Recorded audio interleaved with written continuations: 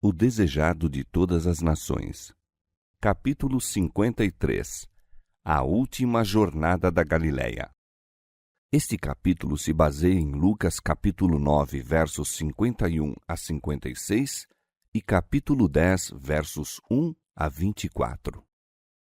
À medida que se aproximava o termo do ministério de Cristo, operava-se uma mudança em sua maneira de trabalhar. Até então, procurava evitar agitação e publicidade, recusar as homenagens do povo e passara rapidamente de um lugar a outro quando o entusiasmo popular em seu favor parecia exceder os limites do domínio. Repetidamente recomendara que ninguém declarasse ser ele o Cristo. Ao tempo da festa dos tabernáculos, sua viagem para Jerusalém fora feita com rapidez e sigilo. Quando solicitado por seus irmãos a se apresentar publicamente como o Messias, respondera: "Ainda não é chegado o meu tempo." Fez o caminho para Jerusalém sem ser observado e na cidade penetrou sem se anunciar, não recebendo honras da multidão. Assim não se deu, porém, quando de sua última viagem. Em razão da malícia dos sacerdotes e rabinos, deixara Jerusalém por algum tempo, mas agora se dispôs a voltar, jornadeando publicamente numa viagem cheia de rodeios e precedida de anúncios de sua aproximação como nunca dantes fizera. Ia avançando para a cena de seu grande sacrifício e para este devia ser dirigida a atenção do povo. Como Moisés levantou a serpente no deserto, assim importa que o Filho do Homem seja levantado. João capítulo 3, verso 14. Como os olhos de todo Israel foram dirigidos à serpente erguida, o símbolo designado para a cura deles, assim devem todos os olhares serem atraídos a Cristo, o sacrifício que trouxe salvação ao mundo perdido. Fora o falso conceito da obra do Messias e a falta de fé no divino caráter de Jesus que levaram seus irmãos a solicitar que ele se apresentasse publicamente ao povo na festa dos tabernáculos. Agora, em idêntico espírito, os discípulos quiseram impedir que ele fizesse essa viagem a Jerusalém. Lembravam-se de suas palavras quanto ao que lhe sobreviria ali, conheciam a mortal hostilidade dos guias religiosos e, de bom grado, haveriam dissuadido seu mestre de lá ir. Dolorosa coisa era para o coração de Jesus avançar em seu caminho a despeito dos temores, decepções e incredulidade dos amados discípulos. Duro era conduzi-los à angústia e desespero que os aguardavam em Jerusalém. E Satanás estava a postos para forçar suas tentações sobre o Filho do Homem. Por que iria agora a Jerusalém a uma morte certa? Por toda parte ao seu redor estavam almas famintas do pão da vida. Por todo lado, almas sofredoras a esperar-lhe a palavra de cura. A obra a ser operada pelo Evangelho de sua graça apenas começara, e ele se achava em pleno vigor da primavera da varonilidade.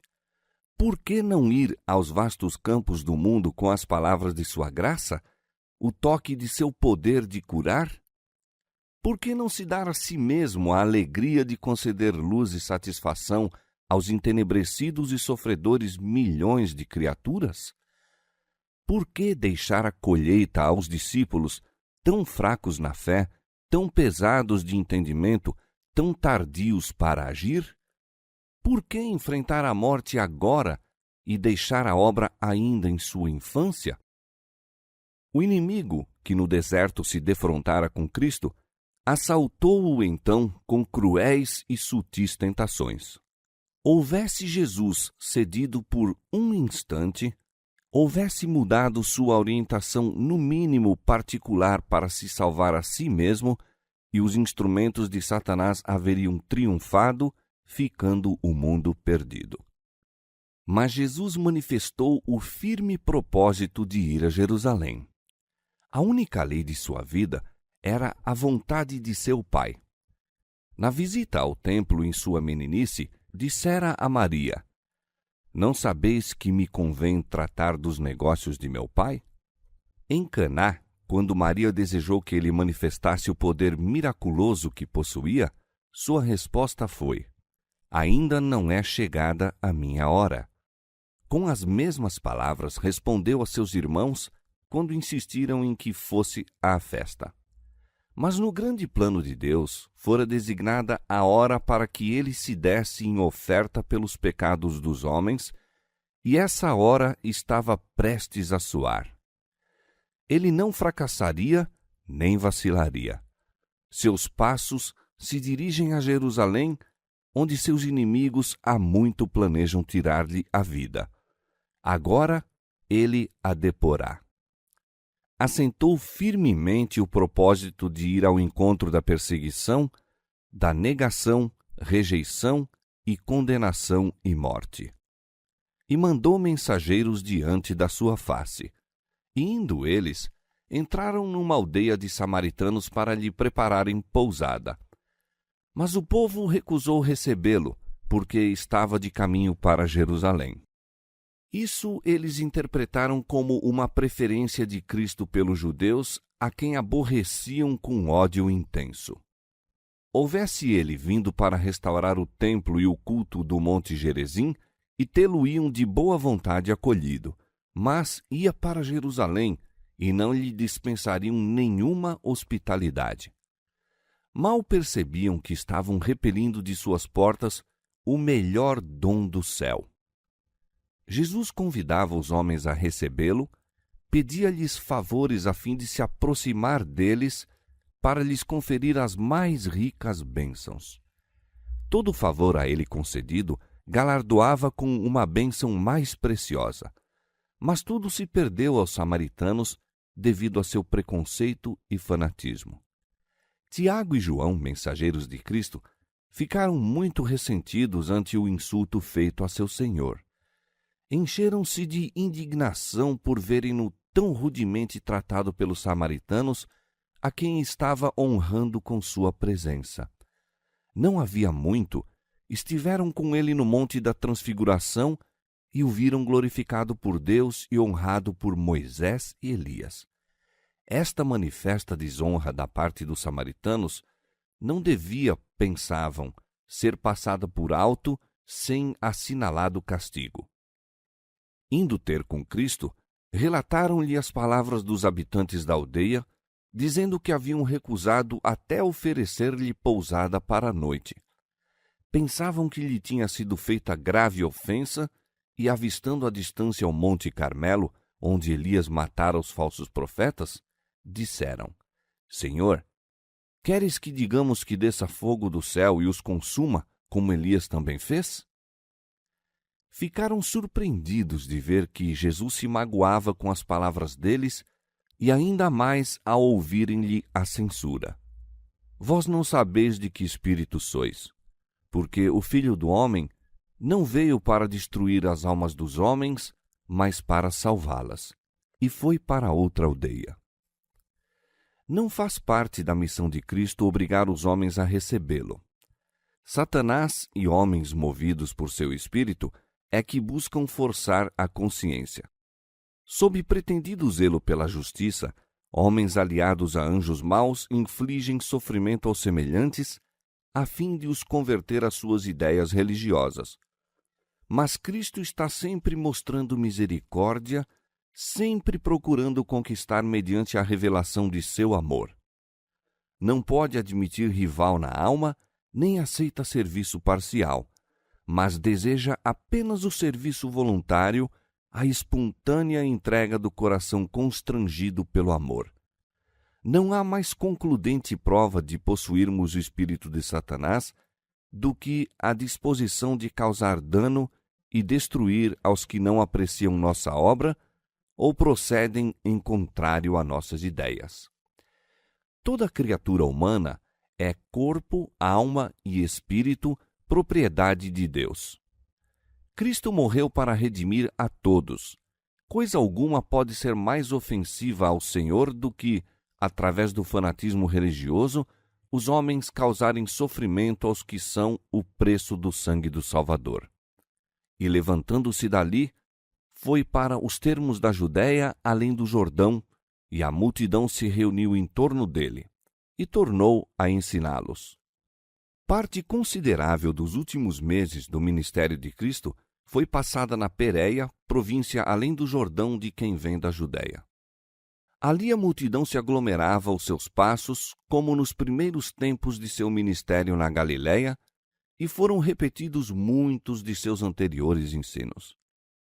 Como enviara os 12, assim designou ainda outros 70 e mandou-os adiante da sua face, de 2 em 2, a todas as cidades e lugares onde ele havia de ir. Esses discípulos haviam estado por algum tempo com ele, preparando-se para a sua obra. Ao serem os 12 enviados em sua primeira missão à parte, outros discípulos acompanharam Jesus pela Galiléia.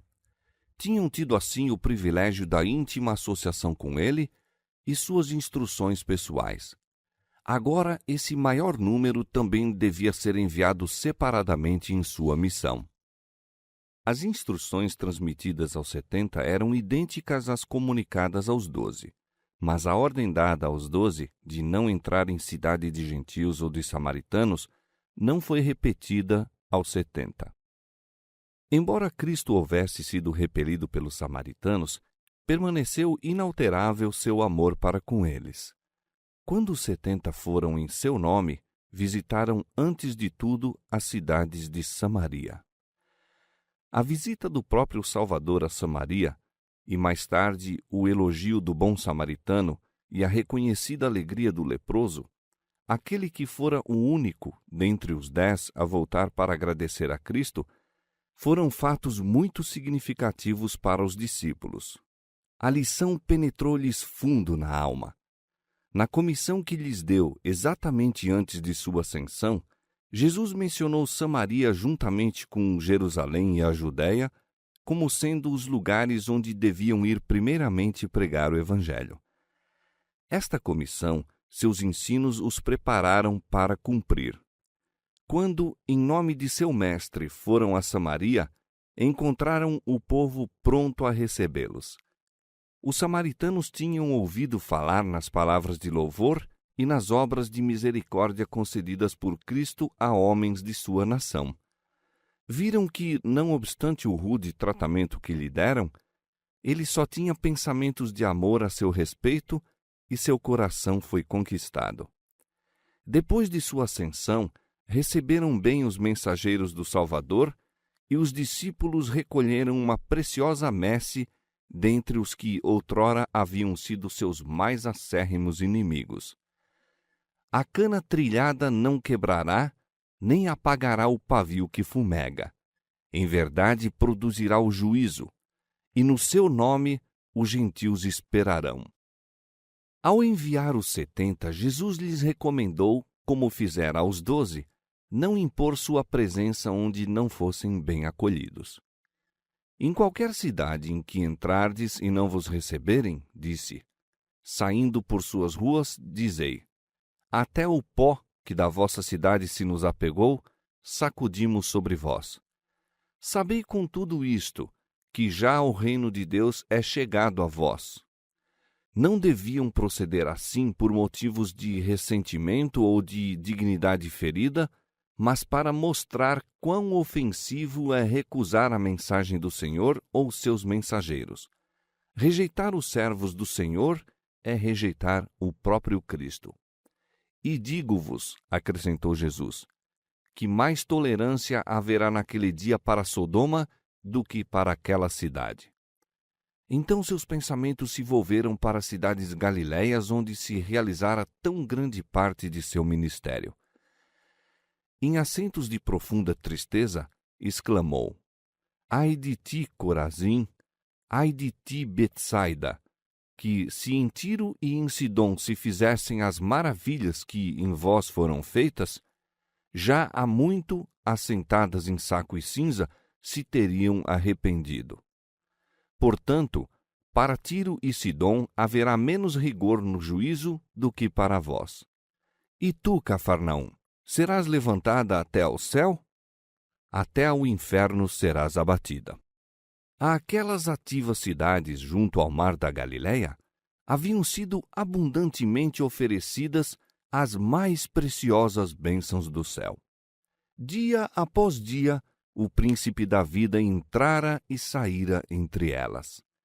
A glória de Deus, que profetas e reis anelaram ver, brilhara sobre as multidões que se aglomeravam após o Salvador.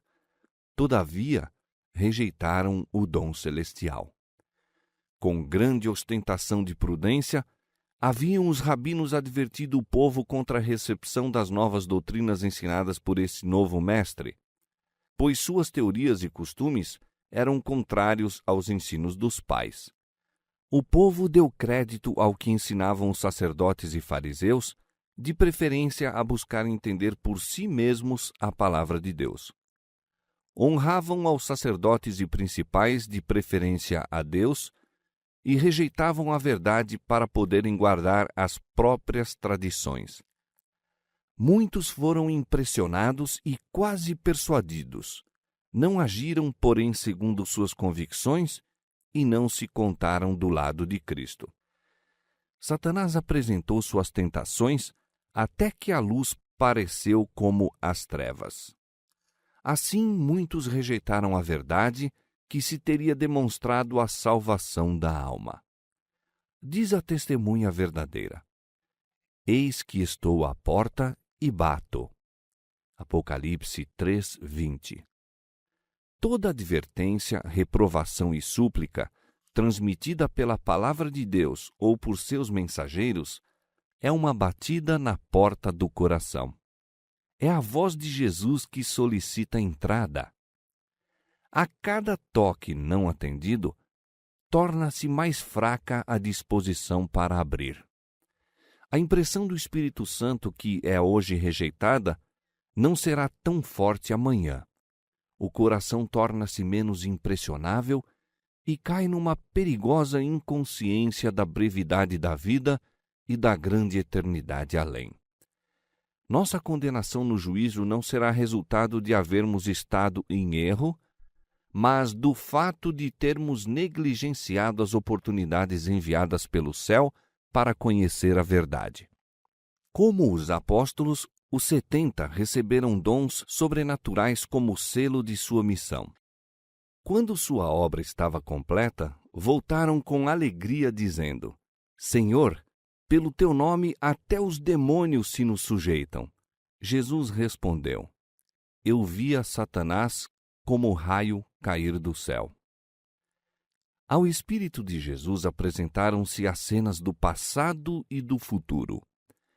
Contemplou Lúcifer ao ser, no princípio, expulso dos lugares celestiais. Viu antecipadamente as cenas de sua própria agonia, quando perante todos os mundos havia de revelar-se o caráter do enganador. Ouviu o brado "Está consumado", anunciando estar para sempre assegurada a redenção da raça perdida e achar-se eternamente a salvo das acusações, enganos e pretensões de Satanás. Para além da cruz do Calvário, com sua angústia e opróbrio, contemplou Jesus o grande dia final, quando o príncipe das potestades do ar encontrará sua destruição na terra tão longamente desfigurada por sua rebelião. Jesus contemplou a obra do mal para sempre finda e a paz de Deus enchendo o céu e a terra. Daí em diante, os seguidores de Cristo haviam de olhar a Satanás como inimigo vencido. Na cruz havia de alcançar a vitória por eles. Essa vitória queria Jesus que aceitassem como deles mesmos. Eis que vos dou poder para pisar serpentes e escorpiões e toda a força do inimigo, e nada vos fará dano algum. A onipotente força do Espírito Santo é a defesa de toda a alma contrita. A ninguém que, em arrependimento e fé, haja invocado sua proteção, permitirá Cristo que caia sob o poder do inimigo. O Salvador se acha ao lado de suas criaturas tentadas e provadas. Com ele não pode haver coisa como fracasso, perda, impossibilidade ou derrota. Podemos fazer todas as coisas por meio daquele que nos fortalece. Ao sobrevirem as tentações e provas, não espereis até haver desajustado todas as dificuldades, mas olhai a Jesus, vosso ajudador. Há cristãos que falam demais sobre o poder de Satanás. Pensam em seu adversário, oram a seu respeito, falam nele, e ele avulta mais e mais em sua imaginação. É certo que Satanás é um ser poderoso, mas, graças a Deus, temos um forte Salvador que expulsou do céu o maligno. Satanás regozija-se quando lhe engrandecemos a força. Por que não falar em Jesus? Por que não exaltar seu poder e seu amor? O arco-íris da promessa que circunda o trono no alto é um perpétuo testemunho de que Deus amou o mundo de tal maneira que deu o seu Filho unigênito para que todo aquele que nele crê não pereça, mas tenha a vida eterna. João 3,16. Ele testifica perante o universo que Deus nunca abandonará seu povo na luta com o mal. Enquanto durar o próprio trono de Deus, é para nós uma garantia de força e proteção. Jesus acrescentou: Mas não vos alegreis porque se vos sujeitem os espíritos. Alegrai-vos antes por estarem os vossos nomes escritos nos céus. Não vos regozijeis na posse do poder, para que não olvideis vossa dependência de Deus. Vigiai, não se dê o caso de vos achardes possuídos de confiança em vós mesmos, nem trabalheis em vossas próprias forças, em vez de o fazer no espírito e poder de vosso Mestre.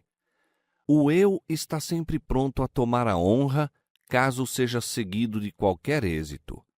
O eu lisonjeia-se e exalta-se, e não se faz sobre os outros espíritos a impressão de que Deus é tudo em nós. Diz o apóstolo Paulo: Quando estou fraco, então sou forte. Quando temos a compreensão de nossa fraqueza, aprendemos a confiar num poder que nos não é inerente. Coisa alguma pode exercer sobre o coração tão poderoso domínio como o permanente sentimento de nossa responsabilidade para com Deus. Coisa alguma atinge tão plenamente aos mais íntimos motivos de conduta como o sentimento do amor perdoador de Cristo. Temos de pôr-nos em contato com Deus, então seremos possuídos de seu Espírito Santo que nos habilita a pôr-nos em contato com nossos semelhantes. Regozijai-vos, pois, de que, por meio de Cristo, vos tenhais ligado a Deus, vos tenhais tornado membros da família celestial. Enquanto puserdes os olhos para além de vós mesmos, haveis de experimentar contínuo sentimento da fraqueza da humanidade. Quanto menos acariciardes o próprio eu, tanto mais distinta e ampla se tornará vossa compreensão da excelência de vosso Salvador. Quanto mais intimamente vos relacionardes com a fonte da luz e do poder, tanto mais abundante a luz que sobre vós incidirá, e maior o poder com que haveis de trabalhar para Deus. Regozijai-vos de ser um com Deus, um com Cristo e com toda a família do céu. Ao escutarem os 70 as palavras de Cristo, o Espírito Santo lhes estava impressionando a mente com realidades vivas e escrevendo a verdade na tábua do coração. Embora rodeados pelo povo, achavam-se como que isolados com Deus. Sabendo que haviam recebido a inspiração daquela hora, alegrou-se Jesus no Espírito Santo e disse: Graças te dou, ó Pai, Senhor do céu e da terra, que escondestes estas coisas aos sábios e inteligentes e as revelastes às criancinhas. Assim é, ó Pai, porque assim te aprouve.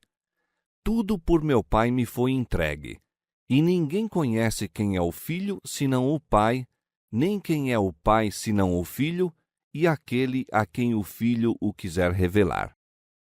Os homens honrados neste mundo, os chamados grandes e sábios, com toda a sua alardeada sabedoria, não podiam compreender o caráter de Cristo.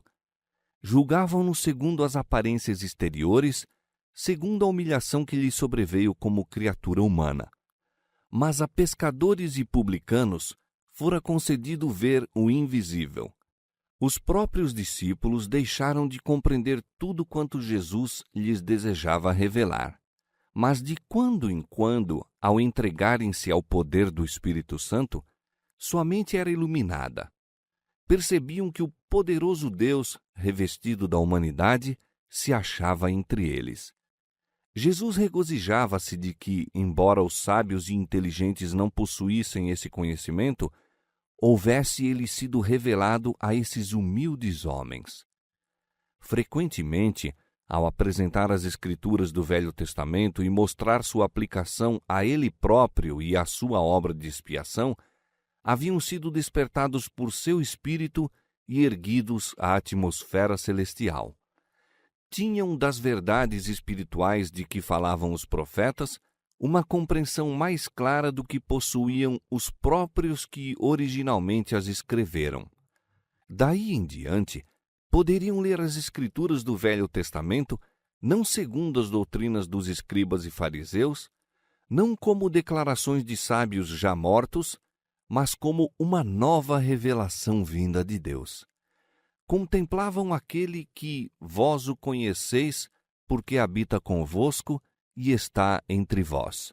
João 14:17. A única maneira por que podemos obter mais perfeita compreensão da verdade é conservar o coração brando e submisso ao Espírito de Cristo. A alma deve ser purificada da vaidade e do orgulho, esvaziada de tudo quanto a tem dominado, e Cristo entronizado no interior. A ciência humana é demasiado limitada para compreender a expiação. O plano da redenção é de tão vasto alcance que a filosofia não o pode explicar. Permanecerá para sempre um mistério que o mais profundo raciocínio não logra aprofundar. Não é possível explicar a ciência da salvação. Pode-se, no entanto, conhecê-la pela experiência. Unicamente aquele que vê a própria pecaminosidade é capaz de discernir a preciosidade do Salvador. Repletas de instruções foram as lições dadas por Cristo enquanto caminhavam lentamente da Galiléia para Jerusalém. O povo escutava ansiosamente suas palavras. Na Pérea, como na Galiléia, a população estava menos sob influência do fanatismo judaico que na Judéia, e seus ensinos encontraram mais acolhimento no coração deles. Foi durante esses últimos meses do ministério de Cristo que proferiu muitas de suas parábolas. Os sacerdotes e rabis o perseguiam cada vez mais encarniçadamente e ele velava em símbolos as advertências que lhes dirigia. Eles não se podiam enganar quanto à sua intenção, mas também não lhe podiam encontrar nas palavras coisa alguma em que basear uma acusação contra ele. Na parábola do fariseu e do publicano, a presunçosa oração "Ó Deus, graças te dou porque eu não sou como os demais homens", ficou em frisante contraste com a contrita súplica "Tem misericórdia de mim, pecador". Assim repreendia Cristo a hipocrisia dos judeus, e sob a figura da figueira estéril e da grande ceia, predisse a condenação prestes a cair sobre o impenitente povo. Os que haviam desdenhosamente rejeitado o convite ao banquete evangélico, ouviram-lhe as palavras de advertência: "Eu vos digo que nenhum daqueles varões que foram convidados provará a minha ceia". Muito preciosas foram as instruções dadas aos discípulos. A palavra da viúva importuna e do amigo que pedia pão à meia-noite deu novo vigor às suas palavras: "Pedi e dar-se-vos-á. Buscai e achareis, batei e abrir-se-vos-á". E muitas vezes sua vacilante fé se fortaleceu pela lembrança de que Cristo dissera: E Deus não fará justiça aos seus escolhidos, que clamam a Ele de dia e de noite, ainda que tardio para com eles? Digo-vos que depressa lhes fará justiça. Cristo repetiu a bela parábola da ovelha desgarrada e desenvolveu ainda mais sua lição ao proferir a da moeda perdida e do filho pródigo. À força dessas lições, os discípulos não podiam então apreciar plenamente. Depois do derramamento do Espírito Santo, porém, ao verem a colheita de gentios e a invejosa ira dos judeus, entenderam melhor a lição do filho pródigo e puderam entrar no gozo das palavras de Cristo. Era justo alegrarmos-nos e folgarmos, porque este meu filho estava morto e reviveu, tinha se perdido e foi achado. Lucas capítulo 15, versos 32 e 24. E ao saírem em nome do Mestre, enfrentando o opróbrio, a pobreza e a perseguição, fortaleceram muitas vezes a alma, repetindo o que lhes recomendara quando nessa última jornada. Não temas, ó pequeno rebanho, porque a vosso Pai agradou dar-vos o reino. Vendei o que tendes e dai esmolas. Fazei para vós bolsas que não se envelheçam, tesouro nos céus que nunca se acabe, aonde não chega ladrão e a traça não rói. Porque onde estiver o vosso tesouro, ali estará também o vosso coração. Lucas capítulo 12, versos 32 a 34.